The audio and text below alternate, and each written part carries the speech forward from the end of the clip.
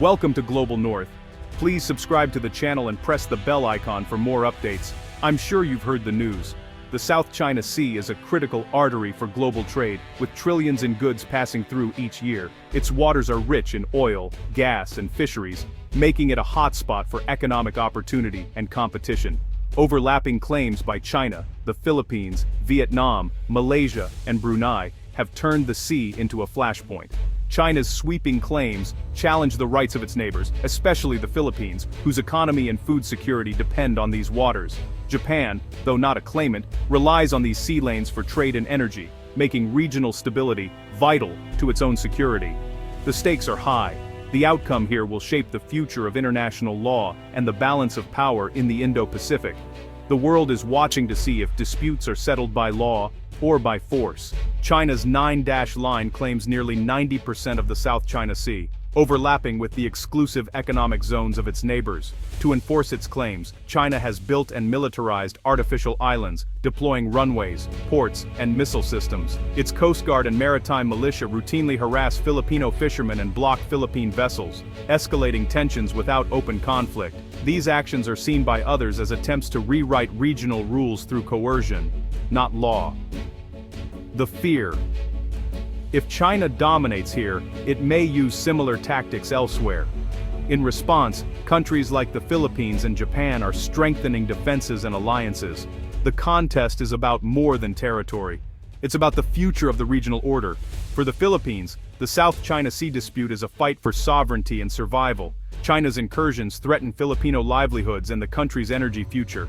In 2016, the Philippines won a landmark legal victory at The Hague, invalidating China's 9-dash line under international law. China rejected the ruling, but it gave Manila a powerful diplomatic tool. The Philippines now exposes Chinese actions to the world, rallying international support and imposing reputational costs on Beijing. Militarily outmatched, Manila relies on alliances, especially with the US, Japan, and Australia, for deterrence and support. These partnerships provide training, equipment, and diplomatic backing, helping the Philippines defend its maritime rights. The struggle is asymmetric, but international law and alliances give the Philippines leverage. The outcome will shape the region's future balance of power. Japan's economic lifeline runs through the South China Sea, making its stability a national priority. China's assertiveness threatens not just trade, but the rules-based order Japan champions. Tokyo has shifted from post-war pacifism to a proactive security role, promoting its free and open Indo-Pacific vision. Japan supports Southeast Asian partners, especially the Philippines, with patrol vessels, radar, and joint exercises. This capacity building strengthens regional resilience and deters coercion. Japan's strategy isn't just about countering China, but ensuring all nations can prosper without fear. By deepening security ties and supporting maritime law enforcement, Japan is now a key player in regional stability. Its actions help shape a more secure and cooperative Indo-Pacific. The United States is the cornerstone of Indo-Pacific security, backing allies like the Philippines and Japan through defense treaties. U.S. commitments deter aggression, with clear warnings that attacks on Philippine forces could trigger American response. Freedom of navigation. Operations challenge China's claims, asserting international rights in contested waters. The U.S. bolsters allies with joint exercises, military aid, and intelligence sharing, helping the Philippines patrol and defend its waters. Yet, questions remain about the durability of U.S. commitment amid shifting domestic politics. To build resilience, Washington encourages closer cooperation among allies, not just reliance on American power. Trilateral and minilateral arrangements like US-Japan-Philippines cooperation create a more distributed deterrence. This networked approach strengthens the region's ability to respond to crises and upholds the rules-based order. The US role is evolving, but its presence remains vital to regional stability.